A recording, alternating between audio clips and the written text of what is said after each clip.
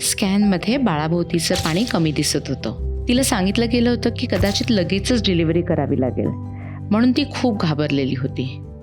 प्रेग्नन्सीमध्ये ॲम्निओटिक fluid हे बाळाचं संरक्षण करत असतं. जर ॲम्निओटिक फ्लुइड इंडेक्स 5पेक्षा कमी असेल किंवा डीपेस्ट पॉकेट 2 सेंटीमीटरपेक्षा कमी असेल तर त्याला ऑलिगोहायड्रॅम्निओस म्हणतात.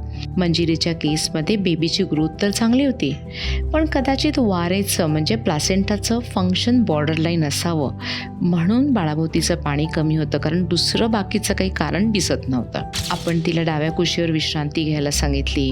रेग्युलर NST मॉनिटरिंग सुरू झालं. वारंवार आपण तिची सोनोग्राफी करत होतो आणि बेबीच्या मुवमेंट्सवर विशेष लक्ष अशा कंडिशनमध्ये द्यायचं असतं. योग्य मॉनिटरिंगमुळे प्रेग्नन्सी अगदी सुरक्षित पुढे गेली आणि योग्य वेळी मंजिरीने एका निरोगी बेबी गर्लला जन्म दिला. ऑलिगोहायड्रॅम्निओस म्हणजे नेहमीच तातडीची डिलिव्हरी नाही, पण योग्य मॉनिटरिंग हे अत्यंत महत्त्वाचं असतं.